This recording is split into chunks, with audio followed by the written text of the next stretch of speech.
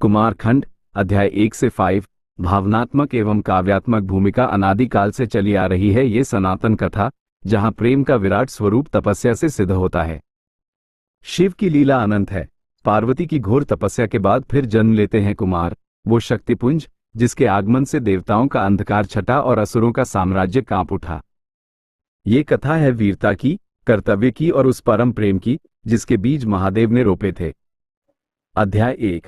तारकासुर का आतंक और देवताओं की चिंता। आकर्षण कविता। अधर्म का जब गगन में छा जाता अंधेरा, दैत्य का जब बज उठता विजय का नगाड़ा, तब देवलोक पर विपदाएं भारी हुई, शिव की शरण में सारी प्रजा दुखियारी हुई। वो तारकासुर जिसके भय से कांपे इंद्र, अब कौन हरेगा ये घोर दारुण प्रपंच। एक बालक की आस में देवों ने ध्यान धरा, यही थी वो घड़ी जब सृष्टि ने शुभ को पुकारा। कथा प्रवाह। कथावाचक शैली। प्रिय श्रोताओं, अपनी दृष्टि उस समय पर केंद्रित कीजिए जब स्वर्गलोक की ज्योति फीकी पड़ चुकी थी। देवताओं के मुख पर चिंता और भय की गहरी रेखाएं थी। कारण था महापराक्रमी तारकासुर। तारकासुर ने अपनी घोर तपस्या से ब्रह्मा जी से यह वरदान प्राप्त कर लिया था कि उसे केवल शिवपुत्र ही मार सकता है और कोई नहीं। उस दैत्य को यह अहंकार था कि शिव तो योगी हैं, वे विवाह करेंगे ही नहीं तो पुत्र कहां से होगा। इस वरदान के मद में उसने तीनों लोकों में उत्पात मचा दिया।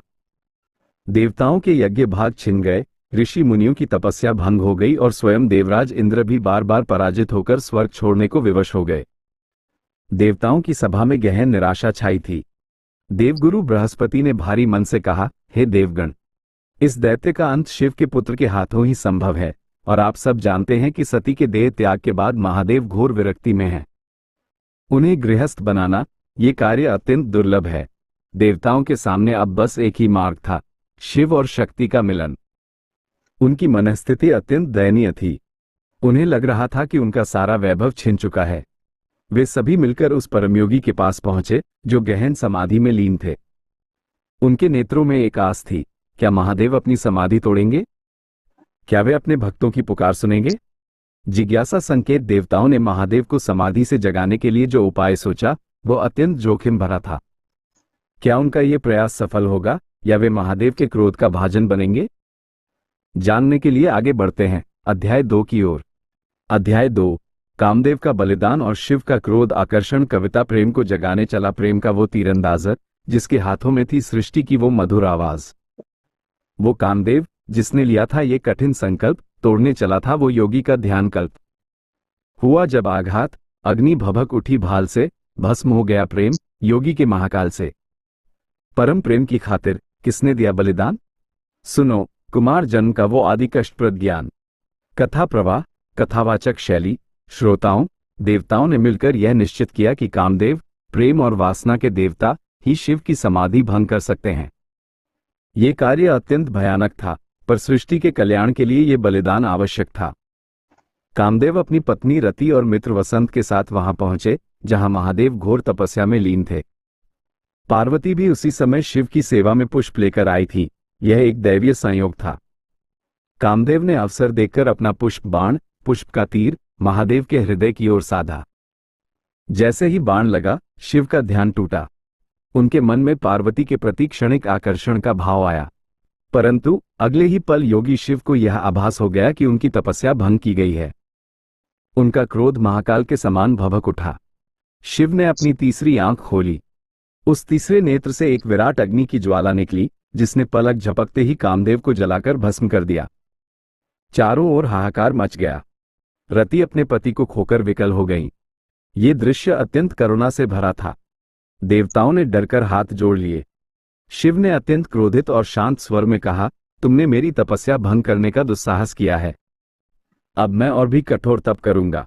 जिज्ञासा संकेत। कामदेव तो भस्म हो गए, लेकिन क्या पार्वती ने देवताओं की आशा तोड़ दी? अब महादेव को कौन मनाएगा और कैसे होगा कुमार का जन्म? इस महादेव के क्रोध का अंतिम फल क्या था? जानने के लिए आगे बढ़ते हैं अध्याय 3 की ओर। अध्याय 3। पार्वती की घोर तपस्या। आकर्षण कविता। प्रेम वो नहीं जो एक क्षण में भा जाए, प्रेम तो वो जो तप की अग्नि में जल जाए।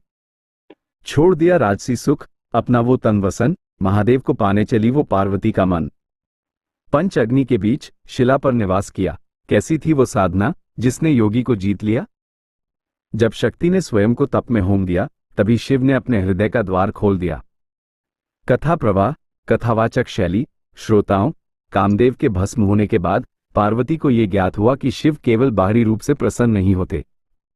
उन्हें प्रसन्न करने के लिए प्रेम को तपस्या और आत्मसमर्पण की अग्नि से गुजरना होगा। पार्वती ने अपने पिता हिमालय के महल का ऐश्वर्य त्याग दिया। उन्होंने कठोर तपस्या करने का संकल्प लिया, ठीक उसी स्थान पर जहां शिव तपस्या कर रहे थे। पहले उन्होंने केवल फल और मूल पर निर्वाह किया, फिर उन्होंने पत्ते खाना भी छोड़ दिया, इसलिए उनका नाम अपर्णा, पत्ता रहित, पड़ा।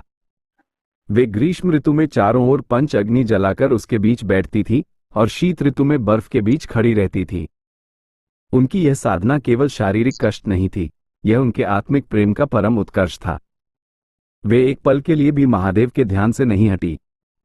देवताओं ने स्वर्ग से उनकी तपस्या देखकर उनके सामने शीश झुका दिया। स्वयं ब्रह्मा और विष्णु भी उनके समर्पण से चकित थे।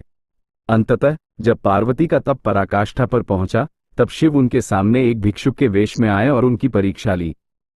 शिव ने पार्वती को बार बार अपनी निंदा करके तपस्या छोड़ने को कहा। पार्वती ने दृढ़ता से कहा, आप चाहे जो कहें, मेरे हृदय में केवल शिव का वास है। उनका तिरस्कार करने वाले आप कौन हैं? मेरी निष्ठा कभी नहीं डिगेगी। जिज्ञासा संकेत। क्या पार्वती ने शिव की यह कठोर परीक्षा सफलतापूर्वक पार कर ली? और उस क्षण शिव ने कौन सा वरदान देकर पार्वती के प्रेम को स्वीकारा? उस दिव्य विवाह का शुभ मुहूर्त क्या था? जानने के लिए आगे बढ़ते हैं अध्याय 4 की ओर। अध्याय 4। शिव पार्वती का विवाह और कुमार का जन्म। आकर्षण कविता। जब तपस्या ने योग को विवश किया, जब शक्ति ने शिव के हृदय में प्रवेश किया, बजा डमरू, तब कैलाश ने नृत्य किया। वो प्रेम मिलन सृष्टि के कल्याण हेतु दिया। 7 फेरों से बंधा जब जगत का आधार, आया वो क्षण जब उठा स्कंद का जयकार। शिव तेज का गर्भ धारण किया, गंगा ने जन्म लिया वो शौर्य जो तारकासुर से भिड़ा। कथा प्रवाह। कथावाचक शैली। श्रोताओं, पार्वती की अडिग निष्ठा और निस्वार्थ प्रेम ने शिव के हृदय के द्वार खोल दिए। अपनी अंतिम परीक्षा में उत्तीर्ण होते ही भिक्षुक वेश त्यागकर महादेव अपने दिव्य स्वरूप में प्रकट हुए। शिव ने भावुक होकर पार्वती से कहा, हे उमा, आज से तुम्हारी यह कठोर तपस्या सफल हुई। तुम्हारी इच्छा ही मेरा आदेश है। मैं तुम्हें अपनी अर्धांगिनी के रूप में स्वीकार करता हूं। ये घोषणा सुनते ही देवलोक में आनंद का ज्वार उमड़ पड़ा। शीघ्र ही शुभ मुहूर्त निश्चित हुआ और हिमालय की नगरी में शिव पार्वती का विवाह संपन्न हुआ। यह विवाह मात्र 2 व्यक्तियों का मिलन नहीं था, ये पुरुष और प्रकृति का, ज्ञान और क्रिया का, सत्य और सौंदर्य का महामिलन था। विवाह के पश्चात देवताओं की सबसे बड़ी प्रतीक्षा का क्षण आया, शिवपुत्र का जन्म। शिव का तेज, वीर्य इतना प्रचंड था कि उसे कोई धारण नहीं कर सकता था। देवताओं के अनुरोध पर उस दिव्य तेज को अग्निदेव ने धारण किया, परंतु वो तेज इतना असह्य था कि अग्निदेव भी उसे रोक नहीं पाए और उसे गंगा, भागीरथी में विसर्जित कर दिया। गंगा ने उस तेज को श्रवण, सरकंडों के वन में छोड़ दिया और वहीं उस पवित्र वन में 6 मुखों वाले अद्भुत सौंदर्य और दिव्य तेज से युक्त बालक ने जन्म लिया। ये बालक ही कुमार, कार्तिकेय या स्कंद कहलाया। जिज्ञासा संकेत। परंतु इस दिव्य बालक की देखभाल कौन करेगा? क्या शिव पार्वती तुरंत इस पुत्र को स्वीकार कर लेंगे? और यह 6 मुख क्यों थे? इसका पौराणिक रहस्य क्या है? जानने के लिए तैयार रहिए अध्याय 5 की ओर। अध्याय 5। कुमार का षडानन रहस्य और पोषण। आकर्षण कविता। वो 6 क्यों थे मुख? क्या थी उसकी कहानी? क्यों माताओं ने मिलकर की कुमार की अगवानी? छूट गया था वो तेज, हुआ था वो अनाथ सा, पर शक्ति ने दिया उसको प्रेम का पता। वो कृतिकाएं कौन थी जिसने दिया वात्सल्य? हर मुख ने लिया था ज्ञान का कौन सा मूल्य? सुनो, कुमार स्कंद के बालपन की लीला, जिससे तारकासुर की टूटी थी कर्मशिला। कथा प्रवाह। कथावाचक शैली। श्रोताओं, श्रवण वन में प्रकट हुआ वह दिव्य बालक अपने अद्भुत 6 मुखों के कारण षडानन कहलाया। इन 6 मुखों के पीछे एक गहरा आध्यात्मिक कारण था। ये 6 मुख क्रमशः ज्ञान, वैराग्य, ऐश्वर्य, यश, श्री और वीर्य, पराक्रम के प्रतीक थे। यानी कुमार जन्म से ही इन 6 गुणों से युक्त थे। जब बालक प्रकट हुआ तो आकाश मार्ग से वहां 6 कृतिकाएं, सप्तर्षियों की पत्नियां, जो तारागणों के रूप में प्रसिद्ध हैं, गुजर रही थी। उनके हृदय में वात्सल्य का भाव उमड़ पड़ा। बालक ने जैसे ही 6 कृतिकाओं को देखा, उसने अपनी 6 मुखों से उन सभी की ओर देखा और 6 माताओं का दूध एक साथ पिया। इस प्रकार कृत्तिकाओं ने उनका पोषण किया और इसीलिए उनका एक नाम कार्तिकेय भी पड़ा। कुछ समय बाद जब शिव और पार्वती को देवताओं द्वारा ये सूचना मिली तो वे श्रवण वन पहुंचे। पार्वती ने अपने पुत्र को देखकर उसे अपने आलिंगन में ले लिया। शिव ने उस दिव्य बालक को अपने गोद में बिठाया। कुमार का बालपन अत्यंत तेजस्वी था। उन्होंने बालपन में ही कई असुरों का वध किया और अपनी युद्ध कला का प्रदर्शन किया। देवताओं ने निश्चित कर लिया कि उनका सेनापति यही बालक ही थी। कुमार को देवताओं के सेनापति का पद और युद्ध का ज्ञान कौन देगा? जिज्ञासा संकेत, क्या बालक कुमार इतने बड़े पद को संभाल पाएंगे? कौन से दिव्य अस्त्र उन्हें प्रदान किए जाएंगे और महादेव कब उन्हें युद्ध का परम रहस्य सौंपेंगे? तैयार रहिए अगले अध्यायों के लिए, जहां शौर्य का संहिता कुमार खंड अध्याय 6 से 10। अध्याय 6, कुमार का अभिषेक और देवताओं का सेनापति बनना। आकर्षण कविता। जब बालक की भुजाओं में ब्रह्मांड की शक्ति आई, जब माताओं ने मिलकर मंगल आरती गाई, निश्चित हुआ वो पल जो था विजय की घड़ी। देवों की आशा स्कंद के सिंहासन पर चढ़ी। अभिषेक किया इंद्र ने, सप्त ऋषियों ने ज्ञान दिया, शिवपुत्र को सेनापति का गौरवपूर्ण नाम दिया। क्या यह वही नक्षत्र था जिसकी प्रतीक्षा थी? सुनो स्कंद के राज्याभिषेक की अनुपम कथा। कथा प्रवाह, कथावाचक शैली।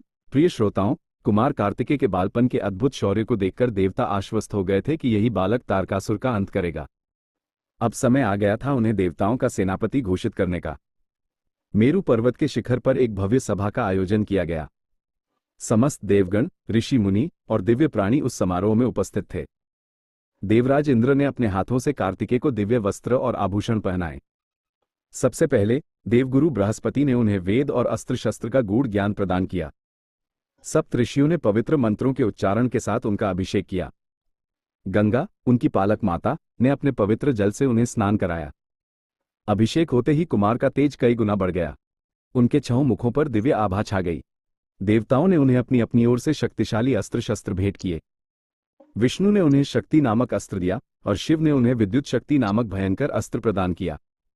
इंद्र ने स्वयं अपने वज्र के समान तेजस्वी वज्रशक्ति नामक आयुध उन्हें सौंपा और देव सेनापति का पद प्रदान किया। कार्तिकेय का मयूर, मोर, उनका वाहन बना, जो तेज और गति का प्रतीक है। कुमार अब केवल बालक नहीं थे, वे दिव्य सेनानी थे। उनका प्रत्येक मुख अब युद्ध के लिए तत्पर था। जिज्ञासा संकेत, सेनापति तो नियुक्त हो गए, लेकिन क्या कार्तिकेय तुरंत युद्ध के लिए तैयार थे? उन्हें अभी भी तारकासुर के अजेय कवच को भेदने का परम रहस्य जानना बाकी था। वह रहस्य उन्हें कौन सौंपेगा? जानने के लिए तैयार रहिए अध्याय 7 की ओर। अध्याय 7। शिव द्वारा कुमार को युद्ध का रहस्य। आकर्षण कविता। अस्त्र तो दे दिए, पर ज्ञान देना था बाकी। युद्ध केवल भुजाओं का नहीं, बुद्धि की झांकी। वो पिता जो अब तक था योगी और विरक्त, वही अब सौंपने चला सृष्टि का सारा रक्त। कौन सा था वो मंत्र, कौन सा था वो गूढ़ योग, जिससे शत्रु पर होता था विजय का भोग? जब गुरु और पिता का रूप धरा शिव ने, तब काल के भय को दूर किया स्कंद ने। कथा प्रवाह, कथावाचक शैली। श्रोताओं, देव सेनापति का पद स्वीकार करने के बाद कार्तिकेय ने अनुभव किया कि केवल अस्त्र शस्त्रों से तारकासुर को नहीं जीता जा सकता। वह दैत्य ब्रह्मा के वरदान से अहंकारी और अजेय हो चुका था। कुमार सीधे अपने पिता महादेव के पास पहुंचे। उन्होंने विनम्रता से कहा, हे पिता, देवताओं ने अस्त्र दिए हैं, लेकिन मुझे युद्ध का वह परम रहस्य चाहिए जिससे मैं दैत्य की शक्ति और अहंकार दोनों को एक साथ नष्ट कर सकूं। महादेव अपने पुत्र की इस ज्ञान पिपासा से अत्यंत प्रसन्न हुए। शिव ने तब पार्वती और देवताओं की उपस्थिति में कार्तिकेय को युद्ध का नहीं, बल्कि जीवन का गूढ़तम रहस्य सौंपा। शिव ने उन्हें ओंकार के परम अर्थ का ज्ञान दिया और बताया कि असुरों का बल उनके मोह और अधर्म में छिपा है। उन्हें पराजित करने के लिए तुम्हारे भीतर सत्य और धर्म का निर्भीक प्रकाश होना चाहिए। शिव, वत्स, जब तुम युद्ध में प्रवेश करो तो तुम्हारा मन मुझ में लीन हो। अस्त्र केवल माध्यम है, तुम्हारी साधना ही तुम्हारी शक्ति है। तुम अहंकार रहित होकर लड़ना, क्योंकि तारकासुर का बल उसके अहंकार में ही है। शिव ने उन्हें शारीरिक बल से ऊपर उठकर आध्यात्मिक बल का महत्व समझाया। ये क्षण केवल शिक्षा का नहीं, शिष्य और गुरु के परम मिलन का था। जिज्ञासा संकेत, कुमार अब अस्त्र और ज्ञान दोनों से परिपूर्ण थे। क्या तारकासुर को उनकी चुनौती मिल चुकी थी? और युद्ध से पहले का अंतिम दृश्य क्या था, जहां देवताओं ने अपने सेनापति को विदा किया? जानने के लिए आगे बढ़ते हैं अध्याय 8 की ओर। अध्याय 8। देव असुर संग्राम का आरंभ। आकर्षण कविता। रणभेरी का बजा था जब घोर हुंकार लेकर महानंद ने किया था कुमार का जयकार। एक ओर देवों का वो आशा से भरा दल, दूजी ओर तारक की क्रूर शक्ति का बल। मयूर पर विराजे स्कंद जब रणभूमि पहुंचे, धरती कांपी, अंबर थर्राया, वीरता के फूंके। किसने की थी तारकासुर को पहली चुनौती? अब शुरू होगी वो महागाथा जो विजय की थी मोती। कथा प्रवाह, कथावाचक शैली। श्रोताओं, देवताओं की प्रार्थना अब साकार होने वाली थी। कार्तिकेय मयूर पर विराजमान होकर अपने दिव्य अस्त्रों और शिव के गूढ़ ज्ञान से युक्त होकर देवसेना का नेतृत्व करने के लिए रणभूमि की ओर बढ़े। देवसेना में इंद्र अपने ऐरावत पर, विष्णु अपने गरुड़ पर और अन्य देवता अपनी पूरी शक्ति के साथ कार्तिकेय के पीछे थे। उनके हृदय में वर्षों का अंधकार और असुरों के प्रति क्रोध भरा था। दूसरी ओर तारकासुर अपनी दैत्य सेना के साथ पूरी तैयारी से खड़ा था। जब उसने एक 6 मुखी बालक को सेनापति के रूप में देखा तो वह हंसने लगा। उसका अहंकार उसकी आंखों से छलक रहा था। तारकासुर ने घमंड में भरकर एक दूत को कुमार के पास भेजा, जिसने कुमार को युद्ध के स्थान पर खिलौने से खेलने की सलाह दी। कुमार कार्तिकेय का वीर हृदय इस तिरस्कार से क्रोधित हो उठा। उन्होंने अत्यंत तेजस्वी वाणी में उत्तर दिया, जाकर अपने स्वामी से कह दो कि मैं खिलौना नहीं, काल हूं। ये युद्ध देवताओं के लिए नहीं, धर्म की स्थापना के लिए लड़ा जाएगा। रणभेरी बज उठी। आकाश में भयंकर गर्जना हुई। दोनों सेनाएं एक दूसरे से टकरा गईं। कुमार ने अपनी शक्ति का पहला प्रयोग करते हुए तारकासुर के कई प्रमुख सेनापतियों को एक ही झटके में धराशायी कर दिया। जिज्ञासा संकेत कुमार का पराक्रम देखकर तारकासुर क्या रणनीति बनाएगा? क्या वह अपनी दैत्य शक्ति से कुमार को विचलित कर पाएगा? और कब होगा तारकासुर और कुमार का वह अंतिम द्वंद्व? जानने के लिए आगे बढ़ते हैं अध्याय 9 की ओर। अध्याय 9। तारकासुर और कुमार का महाद्वंद्व। आकर्षण कविता टूट गए जब दम के वो सारे आवरण, आमने सामने आया देव और असुर का रण। बरसे अस्त्र ऐसे जैसे हो महाप्रलय। स्कंद ने दिखाया अपना दैवीय निश्चय। कभी माया का जाल, कभी शस्त्र का प्रहार। युद्ध हुआ वो भीषण, जिसका न था कोई पार। कौन जीता असुरों का वो सबसे बड़ा युद्ध? सुनो, कुमार के शौर्य से उपजा वो पवित्र गंध। कथा प्रवाह, कथावाचक शैली। श्रोताओं, तारकासुर अब कुमार के साधारण बल को पहचान चुका था। उसने देखा कि यह बालक नहीं, साक्षात शिव तेज है। उसका अहंकार अब भय में बदलने लगा था। तारकासुर स्वयं युद्ध के मैदान में उतरा। उसके विकराल रूप को देखकर देवसेना एक बार फिर भयभीत हो गई। उसने मायावी शक्ति से युद्ध भूमि में अंधेरा कर दिया और भयंकर अस्त्रों की वर्षा शुरू कर दी। कार्तिकेय अविचलित रहे। उन्हें शिव का आत्मिक ज्ञान याद था। तारकासुर ने जब अपना सबसे शक्तिशाली अस्त्र छोड़ा तो कार्तिकेय ने तुरंत शिव द्वारा प्रदत्त विद्युत शक्ति अस्त्र का प्रयोग किया और उस दैत्य अस्त्र को हवा में ही भस्म कर दिया। इसके बाद दोनों के बीच द्वंद्व आरंभ हुआ। ये द्वंद्व केवल शस्त्रों का नहीं, धर्म और अधर्म का था। तारकासुर बार बार माया का सहारा लेता, पर कार्तिकेय अपने 6 मुखों के दिव्य ज्ञान से उसकी हर चाल को काट देते। अंततः तारकासुर ने अपना अंतिम भीषण रूप धारण किया। वह कुमार को सीधे चुनौती देने लगा। कुमार के नेत्रों में शिव का महातेज चमक उठा। अब वह क्षण आ गया था जिसका सृष्टि को वर्षों से इंतजार था। जिज्ञासा संकेत कुमार अब कौन सा दिव्य और अंतिम अस्त्र उठाएंगे? क्या तारकासुर को दिए गए ब्रह्मा के वरदान का अंत संभव है? और शिवपुत्र उस दैत्य का वध कैसे करेंगे? जानने के लिए आगे बढ़ते हैं अध्याय 10 की ओर, जो विजय का अध्याय है। अध्याय 10। तारकासुर वध और देवों का जयकार। आकर्षण कविता। अब न काल का भय, न असुर का कोई वार। हाथ में उठा स्कंद ने अंतिम वो धार। वो शक्ति जो थी मां से, जो थी पिता का तेज, किया आघात ऐसा, मिटा दिया दैत्य का रैज। जब अंधकार का हुआ सूर्य से महासंहार, तब देवलोक में गूंजा कुमार का जयकार। शिव की कृपा से हुई थी वो परम विजय, मिल गया देवताओं को उनका खोया हुआ निलय। कथा प्रवाह, कथावाचक शैली। श्रोताओं, युद्ध अपने चरम पर था। तारकासुर का अहंकार अपनी अंतिम सांसें गिन रहा था। कुमार कार्तिकेय ने अब विलंब न करने का निश्चय किया। उन्होंने अपनी शक्ति को आवाहित किया। यह वही शक्ति थी जो स्वयं पार्वती और शिव के दिव्य तेज से उत्पन्न हुई थी। कुमार ने आंखें बंद की और अपने पिता का ध्यान किया। उनके मुख से ओकार का घोष निकला। कार्तिकेय ने अपने हाथों में शक्ति नामक महाअस्त्र उठाया, जो विद्युत के समान चमक रहा था। उन्होंने तारकासुर की ओर तीव्र गति से उस शक्ति को फेंका। वो दिव्य शक्ति असुर के अजेय कवच को भेदती हुई उसके हृदय में जा लगी। तारकासुर ने भयंकर चीत्कार किया। उसका देह अग्नि की लपटों में घिर गया और वह तुरंत भस्म होकर पृथ्वी पर गिर पड़ा। दैत्य का साम्राज्य समाप्त हो गया। तारकासुर के वध होते ही देवलोक में जय जयकार गूंज उठा। देवताओं ने कुमार कार्तिकेय पर पुष्प वर्षा की।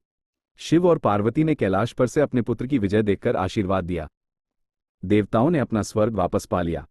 कुमार ने केवल असुर का वध नहीं किया, बल्कि धर्म की स्थापना की और देवताओं को भय से मुक्ति दिलाई। जिज्ञासा संकेत कुमार ने तो तारकासुर का वध कर दिया, लेकिन क्या असुरों के अन्य शक्तिशाली सेनापति शांत बैठेंगे? तारकासुर के पुत्र कौन थे और क्या वे अपने पिता की मृत्यु का बदला लेने के लिए कुमार को फिर चुनौती देंगे? जानने के लिए उत्सुक रहिए अगले अध्यायों के लिए। कुमारखंड अध्याय 11 से 15। अध्याय 11। शूरपद्म का उदय और देवताओं का नया भय। आकर्षण कविता। गिद्धों का राजा मरा, पर अंधकार अभिशेष, उठा एक और दैत्य, जिसके मन में था द्वेष। था वो शूरपद्म, तारकासुर का ही अनुज, जिसके भीतर जलती थी प्रतिशोध की अग्निभुज। विस्तार किया उसने दैत्य राज्य की सीमाएं, देवों के मन में फिर उठ गई विपदा की चिमाएं। क्या कुमार को फिर करना होगा एक नया संग्राम? सुनो शूरपद्म के अहंकारी उदय की घोर शाम। कथा प्रवाह, कथावाचक शैली। प्रिय श्रोताओं, तारकासुर के वध के बाद देवलोक में शांति आई थी, परंतु ये शांति क्षणिक ही थी। जहां एक असुर का अहंकार नष्ट होता है, वहीं दूसरा प्रतिशोध की आग लेकर खड़ा हो जाता है। तारकासुर का एक अत्यंत शक्तिशाली और मायावी भाई था, शूरपद्म। वह अपने भाई की मृत्यु से अत्यंत क्रोधित था। उसने घोर तपस्या से ब्रह्मा जी को प्रसन्न किया और उनसे अद्भुत वरदान प्राप्त किया, इंद्र या किसी अन्य देव से अपराजेयता और अद्वितीय बल। शूरपद्म ने अपने भाई के अधूरे काम को पूरा करने का संकल्प लिया। उसने अपनी विशाल दैत्य सेना को संगठित किया, जिसमें उसका एक और बलवान भाई सिंगमुख और पुत्र हिरण्यमुख भी शामिल थे।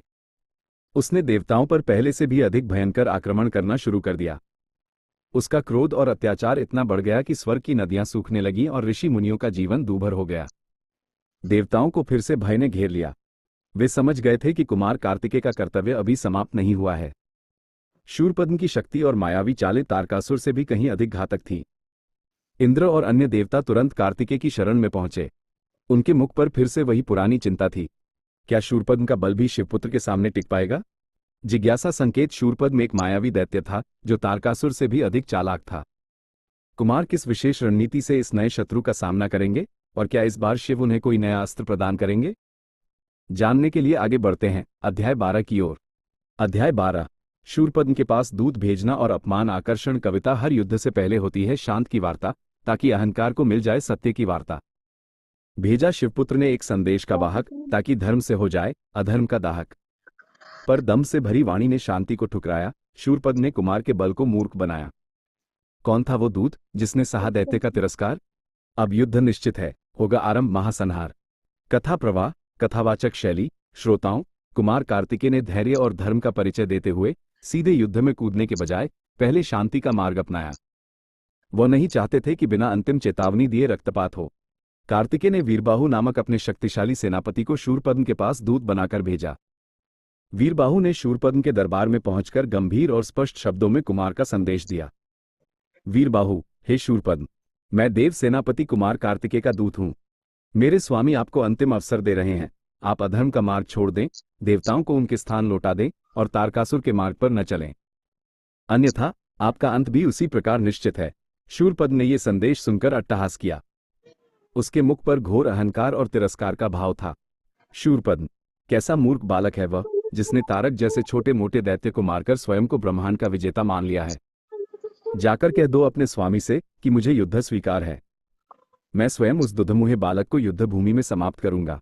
उसे पता चलेगा कि शूरपद्म कौन है। शूरपद्म ने वीरबाहु का घोर अपमान किया और उन्हें खाली हाथ वापस भेज दिया। इस अपमान से देव सेना का क्रोध भभक उठा। कुमार कार्तिकेय ने जब यह अधर्मपूर्ण उत्तर सुना तो उनके मुख पर गंभीरता छा गई। उन्होंने युद्ध की रणनीति बनाने का संकल्प लिया। जिज्ञासा संकेत शूरपद्म का अहंकार अब चरम पर था। कुमार अब कौन सी अभूतपूर्व युद्धकला का प्रदर्शन करेंगे? क्या शूरपद्म की मायावी सेना का सामना करने के लिए उन्हें शिव की ओर से कोई अदृश्य शक्ति मिलेगी? जानने के लिए तैयार रहिए अध्याय 13 की ओर। अध्याय 13। महासंग्राम और सिंगमुख का वध। आकर्षण कविता। जब टूटी शांति, तब युद्ध का शंख बजा, मयूर ने लिया उड़ान, रण का रूप सजा। शूरपद्म की सेना थी असुरों का वो सागर, जिसे चीरने चले थे शिवपुत्र का जागर। वीरबाहु ने ली प्रतिज्ञा, शत्रु को था ललकारा, सिंगमुख का गर्व टूटा जब शस्त्रों से मारा। रणभूमि में कौन था वो दैत्य जो पहले गिरा? सुनो कुमार की विजय गाथा का वो पहला सिरा। कथा प्रवाह, कथावाचक शैली। श्रोताओं, शूरपद्म के अहंकार ने महायुद्ध को जन्म दिया।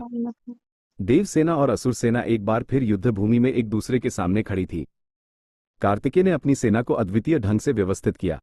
उनका मुख्य सेनापति वीरबाहु सबसे आगे था, जिसने शूरपद्म के अपमान का प्रतिशोध लेने की कसम खाई थी। शूरपद्म का भाई सिंगमुख, जो सिंह के मुख वाला और अत्यंत बलशाली था, वीरबाहु के सामने आया। दोनों के बीच भयंकर द्वंद्व आरंभ हुआ। सिंगमुख अपनी दैत्य शक्ति और गर्जना से देव सैनिकों को भयभीत कर रहा था, परंतु वीरबाहु, जो कार्तिकेय के तेज से संचालित था, अविचलित रहा। वीरबाहु ने अपने शक्तिशाली गदा से सिंगमुख पर अनेक प्रहार किए, लेकिन सिंगमुख का बल कम नहीं हुआ। तब वीरबाहु ने कुमार द्वारा दिए गए विशेष अस्त्र को उठाया। भयानक गर्जना के साथ वीरबाहु ने वह अस्त्र सिंगमुख के हृदय में उतार दिया। सिंगमुख का विशालकाय शरीर विस्फोट के साथ पृथ्वी पर गिरा। असुरों की सेना में हाहाकार मच गया। इस असुर के वध से कुमार और देव सेना का उत्साह चरम पर पहुंच गया। ये शूरपद्म के दैत्य समूह को पहला करारा झटका था। जिज्ञासा संकेत अपने प्रिय भाई सिंगमुख के वध से शूरपद्म कितना क्रोधित होगा? क्या वो अब कुमार के साथ सीधा द्वंद्व करेगा या अपनी माया का प्रयोग करेगा? और शूरपद्म की मायावी शक्ति का रहस्य क्या था? जानने के लिए तैयार रहिए अध्याय 14 की ओर। अध्याय 14। शूरपद्म की माया और कुमार का मोह भंग आकर्षण कविता। जब सीधा बल टूटा तब माया का खेल चला। दैत्य ने फैलाया अज्ञान का वो जाल फला। रूप बदले, ध्वनि बदली, किया छल का प्रहार। कुमार को लगा जैसे टूट गया हो परिवार। बना दे पर शिव ज्ञान ने रखा था बुद्धि को जागृत। अधर्म की माया से कैसे हो सकते थे आहत? क्या शूरपद्म ने पार्वती का रूप धरा? सुनो मोह भंग की वो लीला जो सत्य से सराबोरा। कथा प्रवाह, कथावाचक शैली। श्रोताओं, सिंगमुख के वध से शूरपद्म का अहंकार बुरी तरह घायल हुआ। उसने निश्चय किया कि वह अब छल और माया का सहारा लेगा, क्योंकि वह जानता था कि सीधे बल से शिवपुत्र को जीतना असंभव है। शूरपद्म ने अपनी मायावी शक्ति का प्रयोग किया। उसने देवसेना में भ्रम पैदा कर दिया। कभी उसने शिव का भयानक रूप धारण किया तो कभी उसने स्वयं को पार्वती के रूप में दिखाकर कुमार को मोह में डालने का प्रयास किया। कुमार कार्तिकेय ने देखा कि उनकी सेना भ्रमित हो रही है। क्षण भर के लिए कुमार का मन भी विचलित हुआ। क्या यह वही क्षण था जब दैत्य की माया ने कुमार पर प्रभाव डाला? नहीं, कुमार को महादेव द्वारा दिया गया परम ज्ञान याद आया। असुरों का बल उनके मोह और भ्रम में है। कार्तिकेय ने तुरंत आंखें बंद की और शिव का ध्यान किया। जैसे ही उन्होंने परम ज्ञान को स्मरण किया, उनकी दिव्य दृष्टि खुल गई। उन्होंने पहचान लिया कि यह सब शूरपद्म की माया है। क्रोध में भरकर कुमार ने अपना शक्ति अस्त्र उठाया और माया की ओर फेंका। शक्ति के प्रचंड तेज से शूरपद्म की सारी माया नष्ट हो गई। वह अपने असली रूप में प्रकट हुआ, घायल, क्रोधित और भयभीत। जिज्ञासा संकेत माया का जाल टूट चुका था। अब शूरपद्म के पास अंतिम और सबसे भयावह कौन सा अस्त्र बाकी था? क्या ब्रह्मा के वरदान के कारण उसका अंत सरल होगा? जानने के लिए तैयार रहिए अध्याय 15 की ओर। अध्याय 15। शूरपद्म का अंतिम वध और शरण आकर्षण कविता टूटी जब माया, तब दैत्य को ज्ञान हुआ कि काल उसके सम्मुख साक्षात विराजमान हुआ। न भागा वो रण से, किया अंतिम वो प्रहार स्कंद ने किया था जब शक्ति को तैयार। क्षण भर में असुर बना एक विशाल वृक्ष, तब देवपुत्र ने किया था अपना विजयी लक्ष्य। मृत्यु के बाद भी क्यों मिला दैत्य को मोक्ष? सुनो कुमार की करुणा का वो अंतिम पक्ष। कथा प्रवाह, कथावाचक शैली। श्रोताओं, शूरपद्म ने अपनी माया का अंत होते देख लिया था। वो जानता था कि अब उसका अंत निश्चित है। उसने हताशा में आकर अपना अंतिम अस्त्र और पूर्ण बल से कुमार पर आक्रमण किया। कार्तिकेय ने धैर्य के साथ उस अंतिम प्रहार को निष्फल किया। अब कुमार के मुख पर क्रोध नहीं बल्कि करुणा का भाव था। वो जानते थे कि इस दैत्य का वध सृष्टि के लिए आवश्यक है। कुमार ने अपने पिता शिव द्वारा दिए गए परम शक्ति अस्त्र को आवाहित किया। शूरपद्म ने अपने अंतिम क्षणों में आत्मरक्षा के लिए अद्भुत कार्य किया। वह अचानक एक विशाल आम के वृक्ष में परिवर्तित हो गया। क्या शूरपद्म का अंत यही लिखा जा चुका था? हाँ, कुमार जानते थे कि यह भी शूरपद्म की अंतिम चाल है। कार्तिकेय ने अपनी शक्ति को उस विशाल वृक्ष पर 2 हिस्सों में विभाजित करने का आदेश दिया। जैसे ही शक्ति अस्त्र ने वृक्ष को 2 भागों में काटा, वे दोनों भाग दैत्य रूप त्याग कर पवित्र हो गए। कुमार ने अपनी करुणा से उस दैत्य को मोक्ष प्रदान किया। एक भाग को मयूर, मोर और दूसरे भाग को कुक्कुट, मुर्गा, जो ध्वज पर प्रतीक बनाकर उन्होंने उसे अपनी सेवा में ले लिया। इस प्रकार शूरपद्म का अहंकार नष्ट हुआ, पर उसकी आत्मा को शिवपुत्र के चरणों में शरण मिली। जिज्ञासा संकेत शूरपद्म और तारकासुर के वध के बाद कुमार का देवलोक में क्या सम्मान हुआ और कार्तिकेय ने इसके बाद किस महान कार्य के लिए तपस्या की? जानने के लिए तैयार रहिए अगले। कुमार का विजयोत्सव और देवलोक में सम्मान आकर्षण कविता। जब अधर्म का अंधेरा हुआ दूर, गूंजा कुमार का यश, भरा देवलोक में नूर। इंद्र ने झुकाया शीश, त्रिलोकी ने किया वंदन, स्कंद के चरणों में था सृष्टि का अभिनंदन। मिले आशीर्वाद पिता माता, शिव पार्वती से, शौर्य का वो उत्सव मना था, हर शंका गई मिट से। क्या देवताओं ने किया था कुमार को नया पद प्रदान? सुनो कुमार के गौरव और परम सम्मान का दिव्य गान। कथा प्रवाह, कथावाचक शैली। प्रिय श्रोताओं, तारकासुर और शूरपद्म जैसे महादैत्यों के वध के बाद देवलोक में शांति और आनंद की लहर दौड़ गई। देवता इतने प्रसन्न थे कि उन्होंने स्वर्ग को दिव्य पुष्पों और प्रकाश से सजा दिया। कार्तिकेय के विजय के उपलक्ष्य में एक महान उत्सव का आयोजन किया गया। देवराज इंद्र स्वयं उनके सारथी बने और उन्हें विजय रथ पर बिठाकर स्वर्ग में लाए। सभी देवताओं ने कुमार को बहुमूल्य भेंटें और अपूर्व सम्मान प्रदान किया।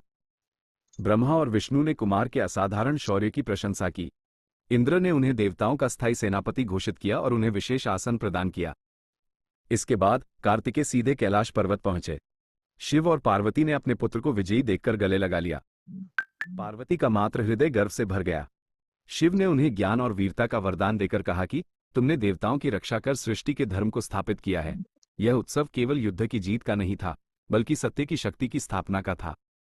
कुमार कार्तिकेय अब देव और मनुष्यों के लिए आराध्य बन चुके थे। जिज्ञासा संकेत युद्ध समाप्त हो गया, सम्मान मिल गया, लेकिन कार्तिकेय का मन अभी भी शांत नहीं था। वह आगे क्या करना चाहते थे? क्या वीरता के बाद ज्ञान की ओर उनका झुकाव बढ़ेगा? जानने के लिए आगे बढ़ते हैं अध्याय 17 की ओर। अध्याय 17। कुमार द्वारा तपस्या का संकल्प, आकर्षण, कविता, वीरता का पथ चल अब ज्ञान की ओर गए, वो जयी जो अब वैरागी की राह पर खो गए। राजसी सुख त्यागा, देवलोक का मान न भाया, पितृ ज्ञान की खोज में एकांत को अपनाया। कौन सा था वो पर्वत जहां स्कंद ने ध्यान धरा? आध्यात्मिक उत्कर्ष की वो कठिन और शांत धारा। सृष्टि को धर्म सिखाकर क्यों लिया वैराग्य? अब शुरू होगी कुमार के शांत जीवन की राज्ञ।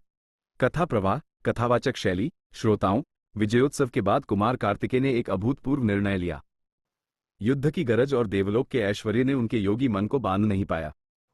कार्तिकेय ने शिव से प्राप्त ज्ञान को गहन करने का संकल्प लिया। उन्होंने देव सेनापति का पद और स्वर्ग का सुख त्यागने का निश्चय किया। उन्होंने अपने माता पिता शिव और पार्वती से आज्ञा ली और गूढ़ तपस्या के लिए कृच पर्वत की ओर प्रस्थान किया। कृच पर्वत शांति और आध्यात्मिक ऊर्जा का केंद्र था। कुमार का ये कदम सांसारिक लोगों के लिए विस्मयकारी था। जिसने अभी अभी महान विजय हासिल की हो, वह तपस्या क्यों करे? कार्तिकेय का उद्देश्य आध्यात्मिक था। वह युद्ध से मिली शक्ति को ज्ञान में परिवर्तित करना चाहते थे। वो सृष्टि को यह संदेश देना चाहते थे कि वीरता और वैराग्य एक दूसरे के पूरक हैं। क्रोच पर्वत पर पहुंचकर कुमार ने घोर तपस्या आरंभ की। उन्होंने मन को वशीभूत किया और परम ज्ञान की धारा में लीन हो गए। जिज्ञासा संकेत, कुमार की तपस्या में कौन कौन सी बाधाएं आईं? क्या असुर उन्हें फिर परेशान करने आए? और कुमार ने अपनी तपस्या से कौन सा दिव्य ज्ञान प्राप्त किया? जानने के लिए तैयार रहिए अध्याय 18 की ओर। अध्याय 18। क्रुच पर्वत पर तपस्या और विघ्न, आकर्षण, कविता। वीर का हृदय जब योगी बन जाता है तब इंद्रियों का सारा विन्यास थम जाता है। बैठे थे ध्यान में स्कंद, परम शांत मुद्रा, तप को भंग करने आई माया की क्षुद्र मुद्रा।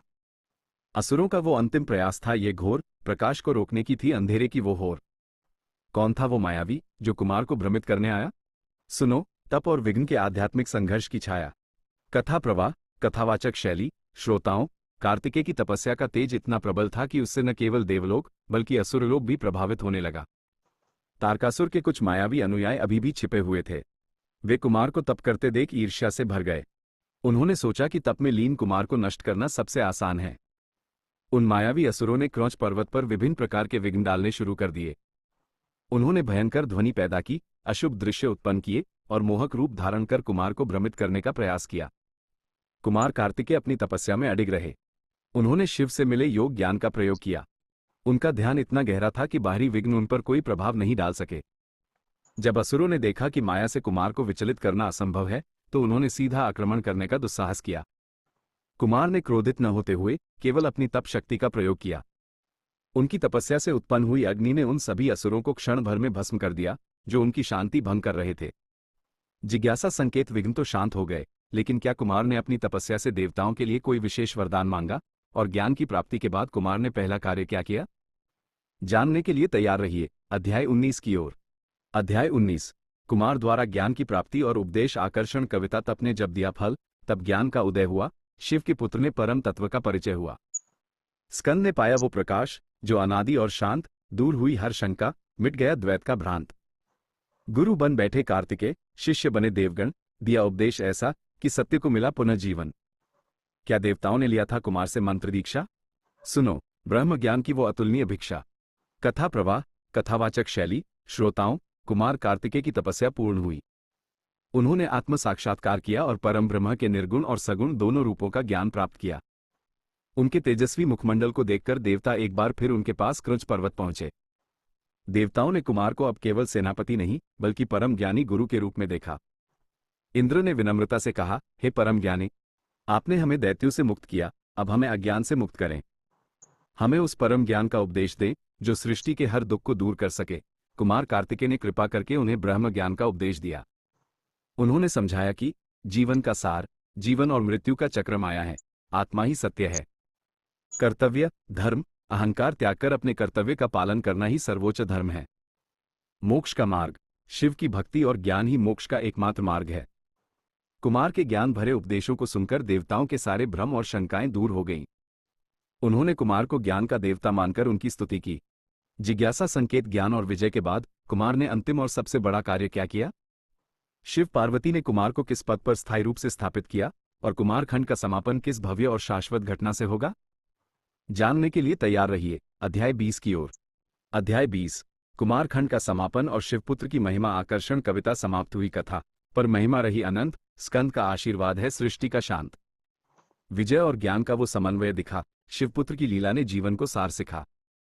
स्थापित हुए वो कैलाश के उत्तम पद पर। कार्तिकेय का यश है सनातन इस धर पर। परम कल्याण की वो अंतिम घटना क्या थी? सुनो रुद्र संहिता के इस खंड की अक्षय गाथा। कथा प्रवाह, कथावाचक शैली। श्रोताओं, ज्ञान और तपस्या की पूर्णता के बाद कुमार कार्तिकेय वापस कैलाश लौटे। शिव और पार्वती ने अपने पुत्र का प्रेम और उल्लास से स्वागत किया। महादेव ने कुमार को आशीर्वाद देते हुए कहा, हे मेरे प्रिय पुत्र, तुमने विजय और ज्ञान दोनों मार्गों पर श्रेष्ठता सिद्ध की है।